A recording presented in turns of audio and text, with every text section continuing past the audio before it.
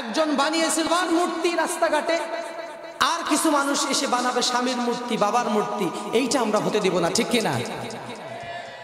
5ই আগস্টে যেরকম সারা বাংলাদেশে শেখ মুজিবুর রহমানের মূর্তিগুলো ভেঙে চুরে খান খান করে দেওয়া হয়েছে, বাংলার জমিনে, বাংলার রাস্তাঘাটে আর কোথাও ভবিষ্যতে এরকম মূর্তি যেন কেউ না করতে পারে, এইটা আমরা দেখে নেব, ঠিক কিনা?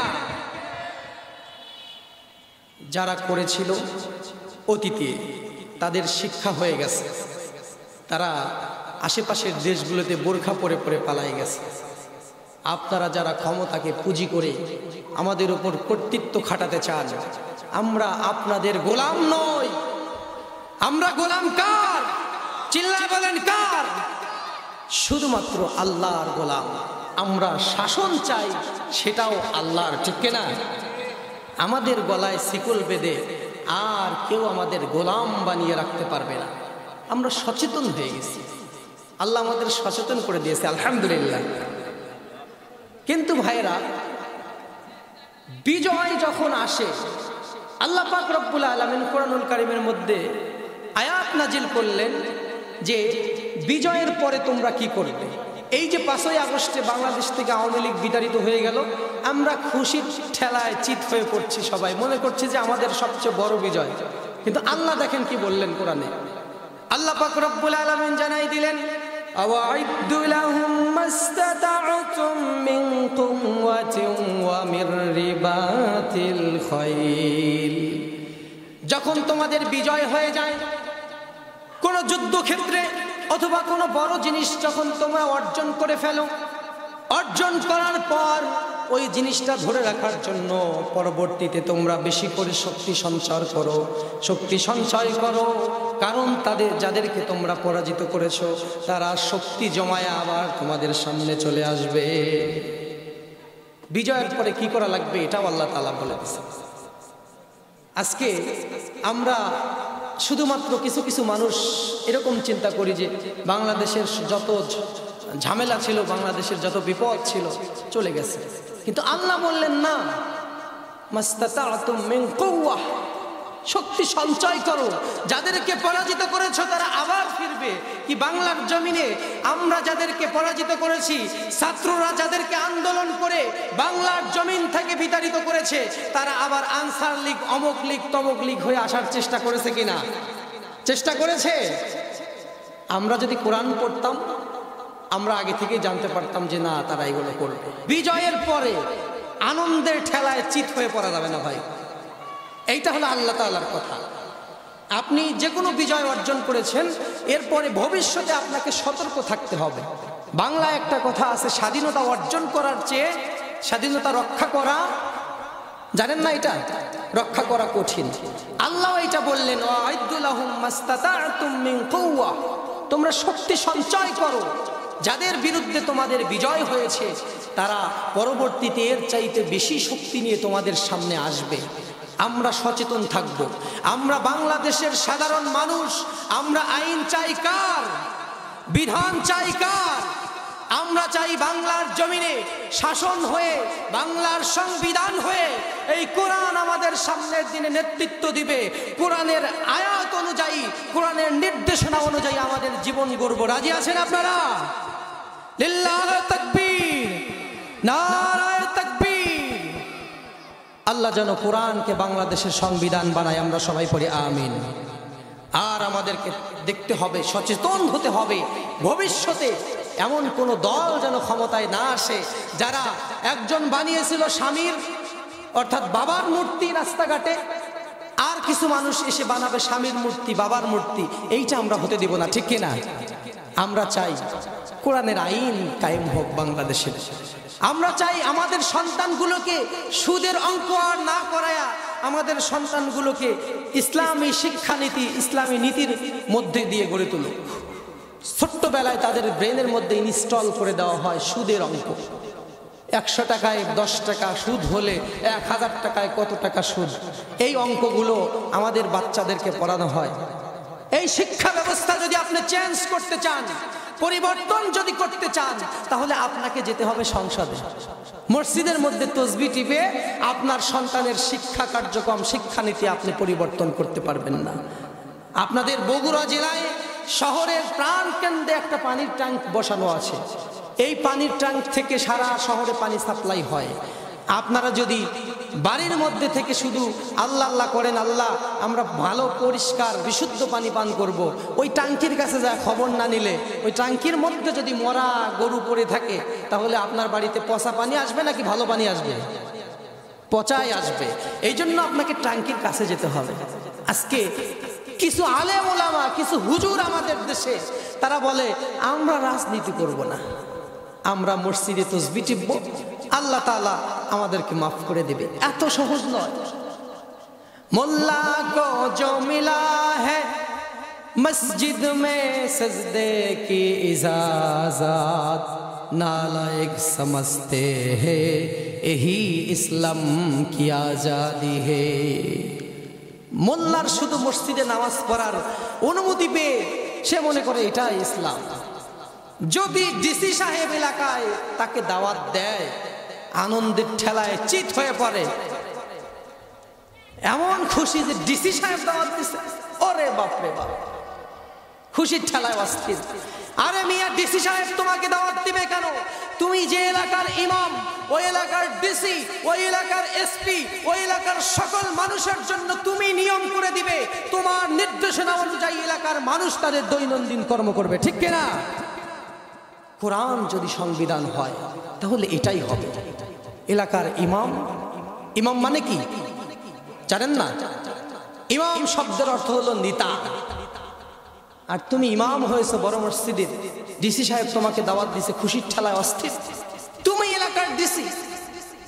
কোরআনের আইন যদি বাস্তবায়ন হয় ভাইরা, এই সম্মান যার যার প্রাপ্য সম্মান সে আবার ফিরে পাবে। একজন হিন্দু শান্তিতে নিরাপত্তার সহিত সমাজে বাস করতে পারবে। একজন খ্রিস্টান সংখ্যালঘু বলে তার উপর অত্যাচার করা হবে না। পশু পাখি শান্তিতে বসবাস করতে পারবে, গাছের পাতা পর্যন্ত শান্তিতে থাকবে। ইসলামের মধ্যে বলা আছে বিনা কারণে গাছের পাতাটাও ছেঁড়া নিষেধ, ঠিক কিনা? তাহলে ইসলাম যদি ক্ষমতায় আসে, ইসলামী শাসন যদি কোনো দেশে কোনো সমাজে চালু হয়ে যায়, তাহলে ওই সমাজে গাছের পাতাগুলোও শান্তিতে থাকতে পারবে, ঠিক কিনা? আমরা এই জন্য কোরআনের আইন চাই, কারণ আমরা নিরাপদভাবে শান্তশিষ্টভাবে আমাদের দৈনন্দিন জীবনের কাজকর্ম করতে চাই, আমরা ভালো থাকতে চাই। আমরা চাই আমরা গোলাম যার, আমরা ইবাদত করব তার, হুকুম মানব তার। চিল্লায় বলেন তিনি কে? কিন্তু আমাদের এই অবস্থার পরিবর্তন হচ্ছে না। একের পর এক মানুষ ক্ষমতায় আসছে, আবার যাচ্ছে, কিন্তু আমরা যে অত্যাচারিতই রয়ে গেলাম। অন্যায় জুলুম অত্যাচার আছে সেই আগের মতো, সময়ের সাথে নাম বদলেছে শুধু স্বৈরাচারী শাসকগণ, ঠিক কিনা? অন্যায় জুলুম অত্যাচার আছে সেই আগের মতো, সময়ের সাথে নাম বদলেছে শুধু স্বৈরাচারী শাসকগণ। এক সময় ফেরাউন, নমরুদ, তাদের নাম নিয়ে মানুষকে অত্যাচার করা হতো। এরপরে তাদের যুগ জামানা চলে গেল, পরবর্তীতে অন্য স্বৈরাচার আসে। এরপরে আমাদের বাংলাদেশের কথাই বলুন, এক সময় ইরশাদ যখন ক্ষমতায় ছিল সে স্বৈরাচারী হয়েছিল, তার দল মানুষকে অত্যাচার করত এবং তার নাম নিত। এখন সে চলে যাওয়ার পরে বিভিন্ন সময় বিভিন্ন দল ক্ষমতায় এসেছে। সর্বশেষ আওয়ামী লীগ ছিল, আওয়ামী লীগের লোক বাংলাদেশের মানুষকে অত্যাচার করেছে। এনারা চলে যাবে, আরেক দল আসবে, তারা আমাদের উপর অত্যাচার শুরু করবে। অর্থাৎ আমরা অত্যাচারিত হয়েই যাচ্ছি, শুধু যারা অত্যাচার করছে তারা নাম পরিবর্তন করছে, ঠিক কিনা? এক এক সময় এক একটা নাম নিয়ে তারা আমাদের সামনে আসতেছে আর অত্যাচারীর ভূমিকা তারা পালন করছে। এইটা সমাজ পরিবর্তন হচ্ছে না, শুধুমাত্র অত্যাচারী পরিবর্তন হচ্ছে। অত্যাচারিত যারা হয় তারা আগেও হচ্ছিল, এখনো হচ্ছে। এই জন্য আমাদের সবাইকে সচেতন থাকতে হবে, যে কোনো বিজয়ের পর খুশির ঠেলায় চিত হয়ে পড়া যাবে না ভাই। সৎ কাজের আদেশ এবং অসৎ কাজ থেকে বাধা দিতে হবে। মানুষের সামনে অন্যায় যেখানে হচ্ছে সেখানে প্রাচীর করতে হবে। যদি আপনি তা না করেন তাহলে একটা ছোট্ট দৃষ্টান্ত আপনাদেরকে দেই। একটা দোতলা বিশিষ্ট জাহাজ, এই জাহাজের উপরতলার মানুষগুলো বসে আছে, সেখানে পানির ব্যবস্থা, খাবার পানি। এই পানি নিচতলার মানুষগুলো পানি আনার জন্য উপরে যায়, উপর থেকে পানি নিয়ে তারপরে এসে তাদের খেতে হয়। নিচতলার মানুষেরা যদি চিন্তা করে আমরা জাহাজের তলা একটু ফুটা করে দিই, এখান থেকে পানি তুলে আমরা খাবো। নিচতলার মানুষ জাহাজের তলায় ফুটা যদি করতে চায়, উপরতলার মানুষ যদি বসে থাকে চুপ করে, তাহলে জাহাজ যখন তলায় যাবে তখন শুধু ডুববে কি নিচতলার মানুষ, নাকি উপরতলার মানুষও ডুববে? কথা বুঝছেন তো মনে হয়। আপনি যদি বাধা না দেন অন্যায়ের, তাহলে আপনার পাশে যে অন্যায় করছে ওই ব্যক্তির অন্যায় আপনিও ডুবে যাবেন। আল্লাহ পাক রব্বুল আলামিন জানাই দিলেন এখানে, তোমরা যারা অত্যাচারিত হচ্ছ, তোমাদের সামনে অন্যায় যদি করা হয়, যখন শাস্তি আসবে, শুধুমাত্র যারা অন্যায় করছে তাদের উপরে শাস্তি আসবে না, যারা চোখ বুজে অন্যায় সহ্য করছে তাদের উপরেও শাস্তি চলে আসবে। ওয়াত্তাকু ফিতনাতাল লা তুসিবান্নাল্লাযীনা যালামু মিনকুম খাসসা। আল্লাহ পাক জানাই দিলেন, ভয় করো, এমন সব আযাব থেকে ভয় করো যে আযাব শুধুমাত্র যারা অন্যায় করে তাদের উপরে আসে না। ফিতনাতাল লা তুসিবান্নাল্লাযীনা যালামু, এই আযাবটা যখন আসে শুধুমাত্র যারা অন্যায় করে তাদের উপরে শাস্তি আসে না, যারা চোখ বুজে অন্যায়কে মেনে নেয়, অন্যায়কে সহ্য করে, যখন শাস্তি আসে যারা অন্যায় করে তাদের উপরেও আসে, যারা অন্যায় সহ্য করে তাদের উপরেও আসে। আমরা শুধুমাত্র এইটা চিন্তা করে বাঁচবো না যে আল্লাহ ওরা অন্যায় করছে, আমরা তো কিছু করি নাই, আমাদেরকে মাফ করে দাও। এরকম তার দৃষ্টান্ত অতীতে কোনোদিন আপনারা দেখেন নাই। কোরআনুল কারীম ঘাটুন, কোরআনের মধ্যে কিছু দৃষ্টান্ত আল্লাহ পাক রব্বুল আলামিন দিয়েছেন, এই দৃষ্টান্ত থেকে শিক্ষা গ্রহণ করুন। বনি ইসরাইলের সময় ৭০,০০০ বনি ইসরাইলকে আল্লাহ তাআলা বানর বানাই দিয়েছিলেন, কিন্তু এই ৭০,০০০ মানুষ অপরাধী ছিল না। ৭০,০০০ মানুষ অপরাধ করে নাই, তাহলে বানর বানাই দিলেন কেন? আল্লাহ পাক রব্বুল আলামিন জানাই দিলেন, ওয়ালাকাদ আলিমতুমুল্লাযীনা আ'তাদাউ মিনকুম ফিস সাবতি ফাকুলনা লাহুম কুনু কিরাদাতান খাসিঈন। আল্লাহ পাক জানাই দিলেন, ওই সময়ের কথা স্মরণ করো যেই সময়ে বনি ইসরাইলদের মধ্য থেকে ৭০,০০০ বনি ইসরাইলকে আমি আল্লাহ রাব্বুল আলামিন বানর বানাই দিছিলাম। কথাটা কোরআনুল কারীমের সূরাতুল বাকারার মধ্যে আছে। ৭০,০০০ বনি ইসরাইলকে বানর বানাই দিছিলাম, কিন্তু ৭০,০০০ মানুষ সেদিন অপরাধ করেছিল না। অপরাধ করেছিল এক দল, আর এক দল চোখ বুজে সহ্য করেছিল। তাদের অপরাধটা ছিল এরকম, আল্লাহ পাক বললেন, শনিবারে তোমরা মাছ ধরো না। হযরতে দাউদ আলাইহিস সালামের সময়কার কথা এটা। শনিবারে মাছ ধরা নিষেধ করলেন আল্লাহ। শনিবারে মাছ ধরা যাবে না, মাছ খাওয়া যাবে না। এখন বনি ইসরাইলের মধ্যে থেকে কিছু চালাক ব্যক্তি, কি ব্যক্তি জোরে বলেন, আপনারা আমার সাথে কথা বলবেন। বনি ইসরাইলের মধ্য থেকে কিছু চালাক ব্যক্তি, তারা বললেন, আল্লাহ যেহেতু শনিবারে মাছ খেতে নিষেধ করেছেন, মাছ ধরতে নিষেধ করেছেন, শনিবারে মাছগুলো যখন ডাঙায় আসবে আমরা বাধা দিয়ে রাখবো, ওইটা রবিবারে ধরে ধরে খাবো। আল্লাহ বললেন, শনিবারে যে মাছগুলো উপর দিকে আসবে এগুলো ধরা যাবে না। ওনারা আল্লাহর সাথে চালাকি করলেন। তারা শনিবারে মাছ যখন কিনারায় আসলো, মাছগুলো বাধা দিয়ে আটকায় রাখলো। বাধা বোঝেন তো, বাঁধ, এইটা দিয়ে মাছ আটকায় রাখলো। পরের দিন সকালবেলা রবিবারে মাছ ধরে জন্মের খাওয়া তারা খাইল। এখন এই কাজ যে করলো, কিছু মানুষ বুঝতে পারলো যে তারা অন্যায় করছে, এই জন্য তারা ওই মানুষগুলোকে বাধাও দিল না, আবার ওই অন্যায়ের সাথে জড়িতও হলো না। তারা চুপ করে থাকলো, সেফ এক্সিট, তারা একদম নিউট্রাল থাকলো। আর কিছু মানুষ তাদের এই অপকর্মের বাধা দিল, বলল যে আল্লাহ বলছে শনিবারে মাছ খাওয়া নিষেধ, তোমরা শনিবারে মাছ আটকায় রাখতেছো, রবিবারে খাচ্ছ, একই তো হলো, আল্লাহর সাথে চালাকি করো। এরকম কিছু প্রতিবাদ কিছু লোক করলো। এখন গ্রুপ হলো তিনটা। কয়টা? এক গ্রুপ মাছ খাইলো, আর এক গ্রুপ বাধা দিল, আর এক গ্রুপ খাইলো না, বাধাও দিল না। আল্লাহ পাক রব্বুল আলামিন যেই গ্রুপ মাছ খেয়েছে আর মাছ খাওয়ার কাজে যেই গ্রুপ বাধা দেয় নাই, নিরপেক্ষ থাকার চেষ্টা করেছে, সুফি সাজার চেষ্টা করেছে, এই দুই গ্রুপের লোকজনকে একত্র করে এক রাতের মধ্যে ৭০,০০০ বানি ইসরায়েলকে বানর বানাই দিলেন।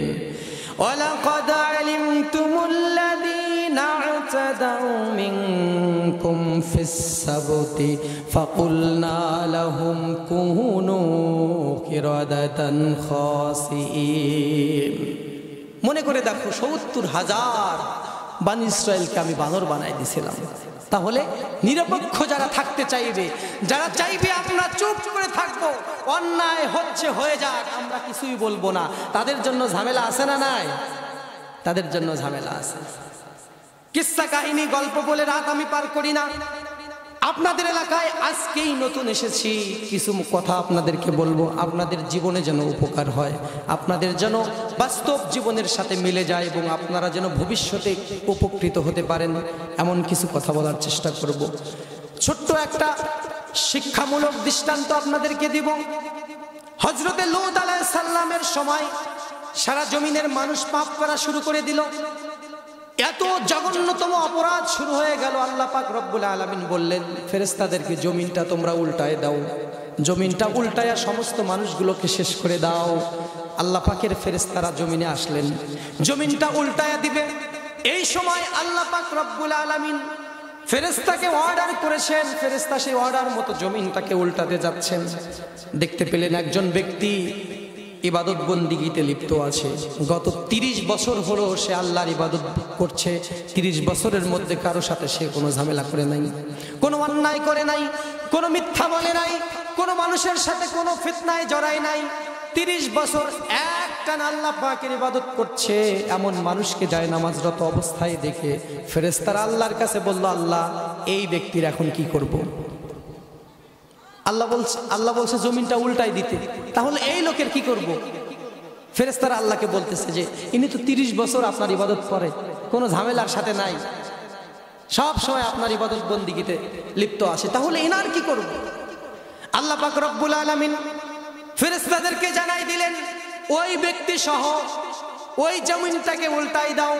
কারণ সারা সমাজের মানুষ যখন অন্যায়ের সাথে লিপ্ত আছে, ওই ব্যক্তি একা একা তসবিহ টিপছে, একা একা জান্নাতে যাওয়ার চেষ্টা করছে, অন্যায় কাজের ওই ব্যক্তি কোনো বাধা দেয় না। ওয়াত্তাকু ফিতনাতাল লা তুসিবান্নাল্লাযীনা যালামু মিনকুম খাসসা। আল্লাহ পাক বললেন ভয় করো ওই আযাব থেকে, যে আযাব যখন আসে শুধুমাত্র যারা অন্যায় করে তাদের উপরে আসে না। ওই লোক তসবিহ টিপে টিপে বাঁচতে পারবে না, কারণ অন্যায়ের প্রতিবাদ সে করে নাই, ঠিক কিনা? আপনি যদি চুপ হয়ে থাকেন অন্যায় দেখে, আপনার ব্যাপারে কথা হলো শাইতানুন আখরাজ, মানে বোবা শয়তান। কি শয়তান? জোরে বলেন না। আপনি জানেন সত্য কিন্তু বলেন না, সমাজে অন্যায় হচ্ছে বাধা দেন না, তাহলে আপনি হলেন বোবা শয়তান। আপনি বোবা শয়তান হয়ে জান্নাতে যেতে পারবেন না, যত বড় বুজুর্গই আপনি হন না কেন। যদি এতটাই সহজ হতো, আল্লাহর রাসূল সাল্লাল্লাহু আলাইহি সাল্লামের সাহাবারা জীবন দেওয়ার জন্য অন্যায়ের সামনে বাধা হয়ে দাঁড়াতেন না। যেই সময় মুসলমান দেখলেই মানুষ পিটায় পিটায় মারত, ওই সময় আল্লাহর রাসূলের সাহাবীরা জীবন দেওয়ার জন্য সামনে গিয়ে দাঁড়াইছেন। মৃত্যুকে ভয় করে নাই, তারা কষ্ট করেছে, নির্যাতিত হয়েছে, তারপরেও তারা বিধান বাস্তবায়ন করেছে কার? আল্লাহ পাক রব্বুল আলামিন জানাই দিয়েছেন, ওমান আহসানু কাওলাম মিম্মান দাআ ইলাল্লাহি ওয়া আমিলা সালিহাও ওয়া ক্বালা ইন্নানি মিনাল মুসলিমিন। ওর চাইতে উত্তম কথা, ওর চাইতে ভালো কথা আর কার হতে পারে, যে নাকি মানুষকে মিম্মান দাআ ইলাল্লাহ,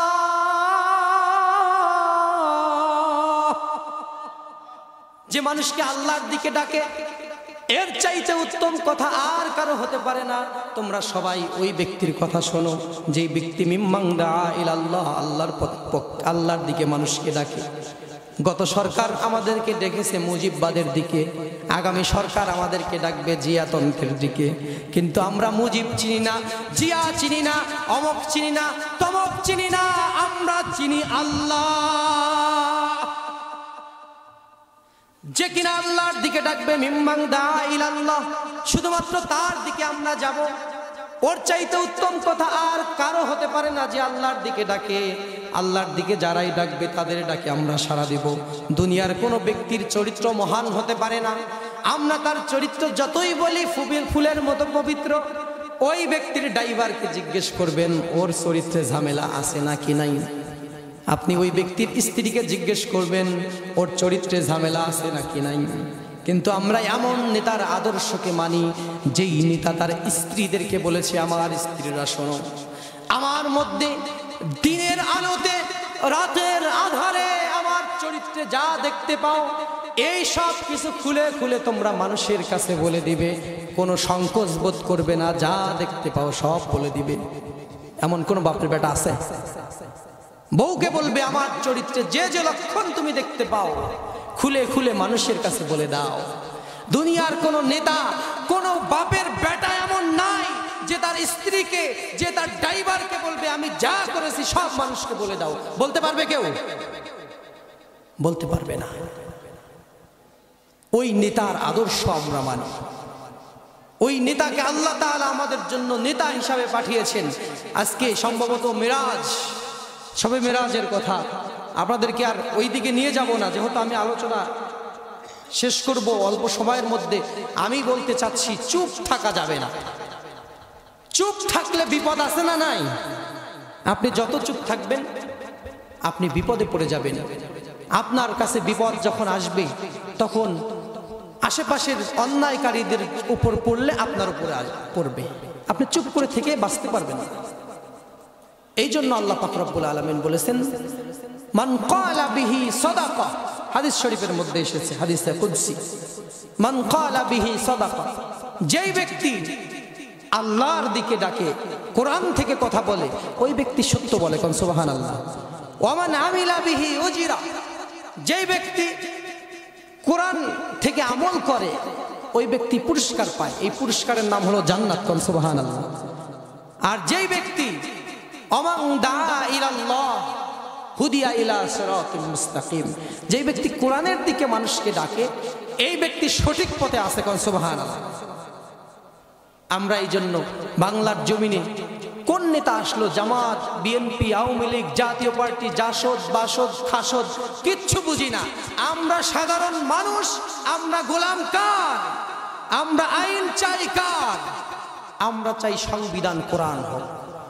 সরকার কারা গঠন করলো এইটা নিয়ে আমাদের কোনো মাথা ব্যথা নাই। যারা কোরআনের আইন বাস্তবায়ন করবে আমরা তাদেরকে চাই। যদি এটা আওয়ামী লীগ করে আমরা আওয়ামী লীগকে চাই, যদি এটা বিএনপি করে আমরা বিএনপিকে চাই, যদি জামাত করে আমরা জামাতকে চাই।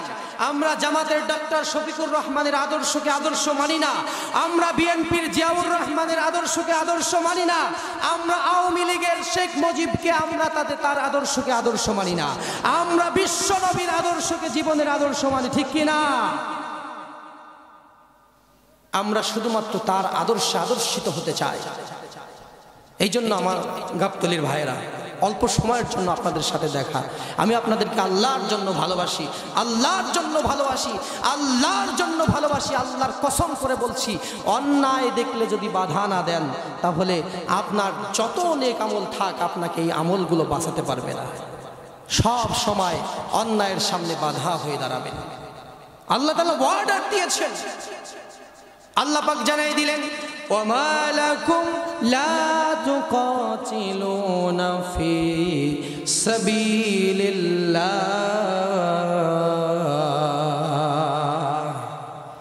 আল্লাহ জানাই দিলেন কি হলো তোমাদের, কি অসুখ তোমাদের হয়ে গেল, এমন চরিত্র তোমাদের কেন হলো? ওয়ামা লাকুম লা তুকাতিলুনা ফি সাবিলিল্লাহ, কেন তোমরা আল্লাহর রাস্তায় জিহাদ করো না? এই জিহাদ মানে মারামারি নয়, জিহাদ মানে হলো অন্যায় দেখলে তোমরা কেন ফিরানোর চেষ্টা করো না? লা তুকাতিলুনা ফি সাবিলিল্লাহ ওয়াল মুস্তাদাফিনা মিনার রিজালি ওয়ান নিসাই ওয়াল বিলদান।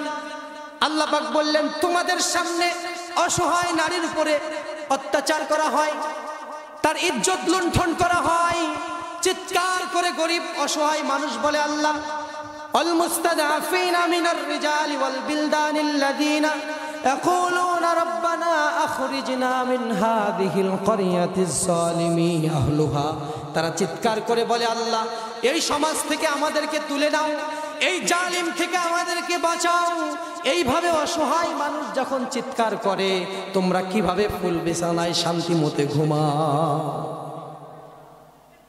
চারদিকে যখন বিপদ আপদ, মানুষ নিরাপত্তাহীনতায় ভুগছে, তোমরা কিভাবে শান্তিতে ঘুমাও? কোথা থেকে তোমরা এই নিয়ম পাইলে যে শুধু নিজে বাঁচলেই বাপ দাদার নাম? আজকে আমরা শুধুমাত্র নিজেকে বাঁচানোর চেষ্টা করি। যে যত নিজেকে বাঁচানোর চেষ্টা করে সে ততটাই বিপদে পড়ে যায়। ওই যে চোরাবালি, আপনারা মনে হয় চেনেন চোরাবালি। চোরাবালির মধ্যে যদি কেউ পড়ে যায়, যে যত বেশি নড়াচড়া করবে সে তত বেশি দেবে যাবে।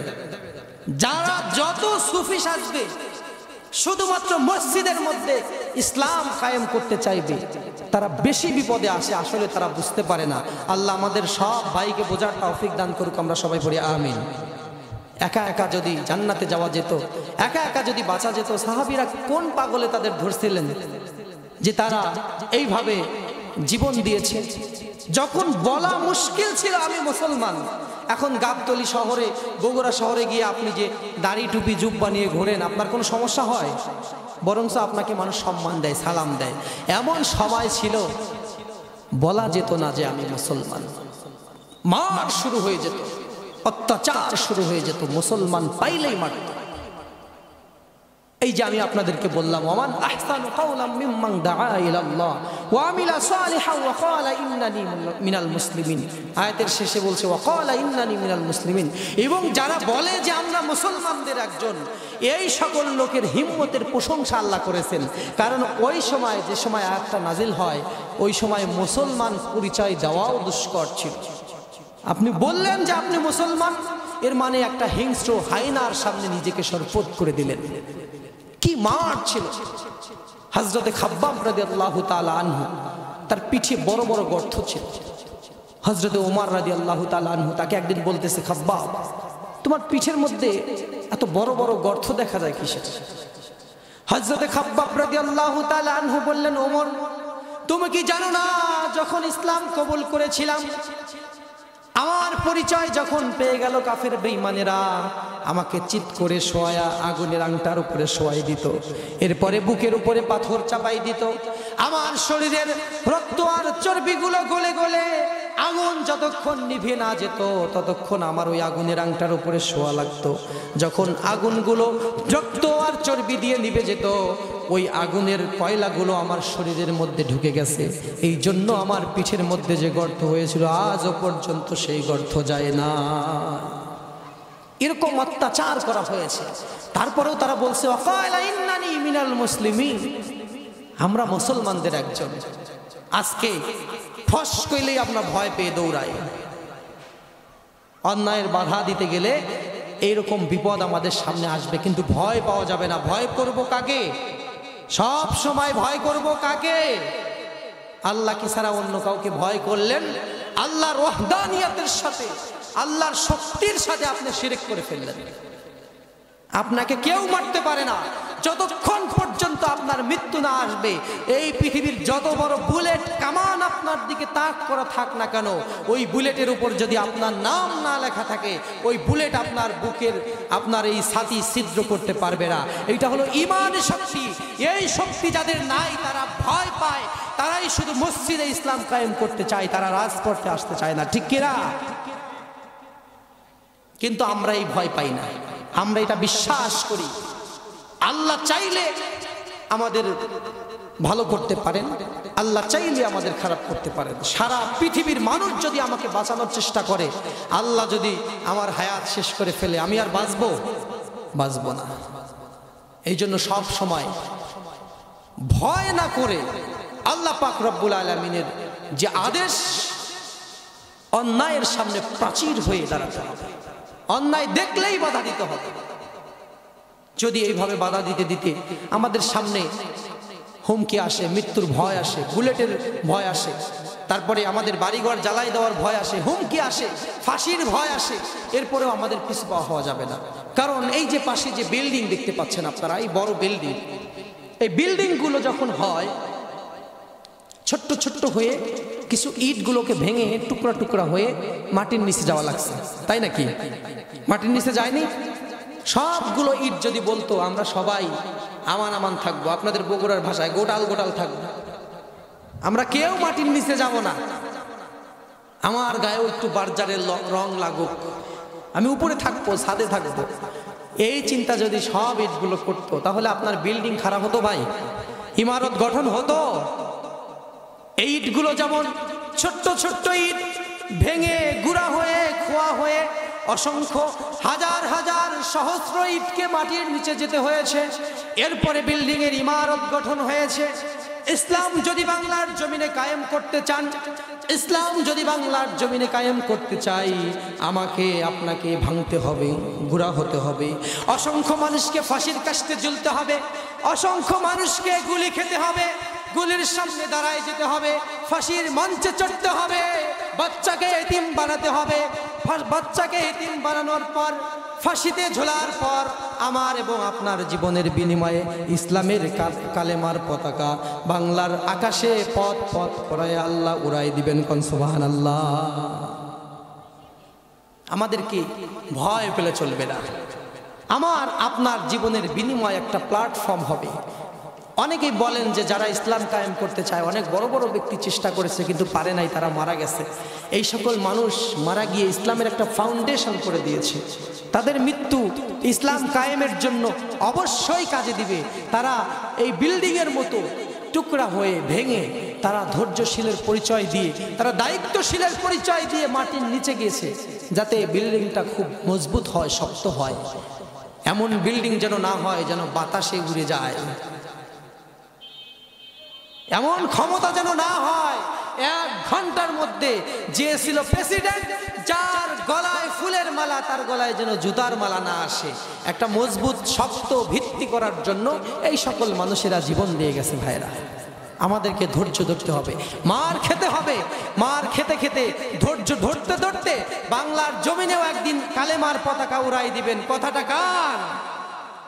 হাদিস শরীফের মধ্যে এসেছে, খাব্বাব রাদিয়াল্লাহু তাআলা আনহু কাবা শরীফের মধ্যে রাসূল সাল্লাল্লাহু আলাইহি ওয়াসাল্লাম কাবা শরীফের ছায়ায় হেলান দিয়ে বসে আছে। পান খাব্বাব বিনিল আরিত রাদিয়াল্লাহু তাআলা আনহু শাকাউনা ইলা রাসূলিল্লাহি সাল্লাল্লাহু আলাইহি ওয়াসাল্লাম ওয়া হুয়া মুতাওয়াসসাতুন বুরদাতুল লাহু ফি জিল্লিল কাবা। কাবা শরীফের ছায়ায় হেলান দিয়ে রাসূল সাল্লাল্লাহু আলাইহি ওয়াসাল্লাম বসে আছেন। খাব্বাব রাদিয়াল্লাহু তাআলা আনহু তার কাছে আসলেন, এসে বললেন, আলা তাস্তাগফির লানা আলা তাদউ লানা ইয়া রাসূলুল্লাহ, আপনি কি আমাদের জন্য দোয়া করবেন না? আপনি কি আমাদের জন্য আল্লাহর কাছে সাহায্য চাইবেন না? মার খেতে খেতে শেষ হয়ে গেলাম, আল্লাহ কি ইসলামের পতাকা, কালেমের পতাকা আমাদের সমাজে উড়াই দিবে না? একটু আল্লাহর কাছে আমাদের জন্য দোয়া করেন, আল্লাহ যেন আমাদেরকে সাহায্য করে। আলা তাস্তাগফির লানা।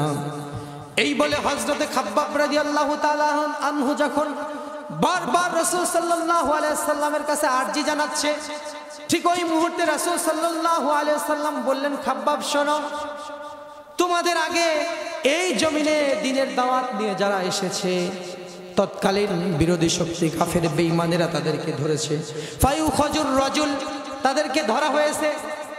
ফাইহফারু লাহু ফিল আরদ, এরপরে জমিনের মধ্যে গর্ত করা হয়েছে। সুম্মায়াতা বিল মাংসা, অতঃপর একটা করাত নিয়ে আসা হয়েছে। ওই করাতটা ওই মানুষের মাথার উপরে রাখা হয়েছে। ফায়াজআলু নিসফাইনি, করাত দিয়ে চিরে মুহূর্তের মধ্যেই চোখের সামনেই ওই মানুষটাকে দ্বিখণ্ডিত করে দেওয়া হয়েছে। মা ইয়াসুদ্দুহু আন দীনি, এরপরেও দিন থেকে এক চুল তারা সরে যায় না। চোখের সামনে এরকম মৃত্যু দেখছে যারা ইসলামের দাওয়াত দিয়ে নয় জানেন। আমাদেরকে বলছে পেঁয়াজ, আলু, চাল, ডাল কিচ্ছু দিবে না। এই বলে কি আমরা না খেয়ে মারা যাব? কথা বোঝেন আমার? ভারত থেকে পেঁয়াজ, চাল, আলু এগুলো আসা বন্ধ হলে আমরা না খেয়ে মারা যাব? আল্লাহ কোরআনের মধ্যে কি বলছেন দেখুন, আশ-শাইতানু ইয়াইদুকুমুল ফাকর, যে শয়তান তোমাদের ক্ষুধার ভয় দেখায়। এখন আল্লাহ তাআলার এই আয়াত অনুযায়ী বর্তমান সময়ের শয়তান হলো মোদী সরকার, ঠিক কিনা? আল্লাহ বললেন ক্ষুধার ভয় দেখাবে, যে মোদী সরকার আমাদের ক্ষুধার ভয় দেখাচ্ছে, বলছে চাল ডাল বন্ধ করে দেবো, আলু বন্ধ করে দেবো, পেঁয়াজ বন্ধ করে দেবো, তোমরা খাওয়া কি? অতএব তোমরা আমাদের নেতৃত্ব মেনে নাও, তাহলে সব দেব। আল্লাহ পাক জানাই দিলেন ইয়াইদুকুমুল ফাকরা ওয়া ইয়া'মুরুকুম বিল ফাহশা, এরা তোমাকে হুদাহুদি ভয় দেখাবে তোমাদের। আমরা ভয় পাই, আমরা ভয় পাই। এখন দেখুন পেঁয়াজ, চাল, ডাল সব কিছুর দাম কমে যাচ্ছে। ভারত কিন্তু এখনো দেয় নাই, অন্য অন্য জায়গা থেকে আসছে, পাকিস্তান থেকে আসছে। সুতরাং আমরা বাতিলের হুঙ্কারে কখনো ভয় পাবো না, আমরা নিজেদেরকে কখনো ছোট হীনমন্যতায় আমরা ভুগবো না। আমরা আল্লাহর গোলাম, আমরা যদি বিপদে পড়ি আল্লাহ আমাদের সাহায্য করবে। কোন কাফের বেঈমানের সামনে আমরা মাথা নত করতে রাজি নয়, ঠিক কিনা? আমরা ভয় পাই না। আশ-শাইতানু ইয়াইদুকুমুল ফাকরা ওয়া ইয়া'মুরুকুম বিল ফাহশা, শয়তান তোমাদেরকে ক্ষুধা এবং দারিদ্রতার ভয় দেখায়। এই ভয় তোমরা পেও না, এই ভয় পেলে তোমাদের চলবে না। তোমরা আল্লাহর বান্দা, আল্লাহই তোমাদের সব সময় সাহায্য করবেন। ওই যে খাব্বাব রাদিয়াল্লাহু তাআলা আনহুর ঘটনা যেটা বললাম, এভাবে উটের দুই পাশে দুই পা বেঁধে তারাই দিচ্ছে, মাঝখান দিকে চিরে যাচ্ছে, মাথার উপর করাত রেখে কেটে দুই ভাগ করে ফেলছে। ওই সময় আল্লাহ পাক রব্বুল আলামিন তার রাসূলকে দিয়ে ওয়াদা করালেন। সে বললেন, খাব্বাব শোনো, এমন একটা সময় আসবে যেই সময় মিন সানা ইলা হাজারা মাউত, ওই সময় সানা থেকে হাজারা মাউত পর্যন্ত মানুষেরা চলবে। সওদাগর তাদের টাকা পয়সা নিয়ে একা একা মধ্যরাতে যাবে। একজন যৌবন প্রাপ্ত বয়স্কা একজন নারী তার যৌবন নিয়ে গভীর রাতে একা একা যাবে। লা ইয়াখাফু ইল্লাল্লাহ, আল্লাহ ছাড়া ওই সমাজে আর কোনো মানুষের ভয় ওই সময় থাকবে না, এমন ওয়াদা আল্লাহ করেছেন। এমন সমাজ রাসূল পাইছিলেন কি পান নাই?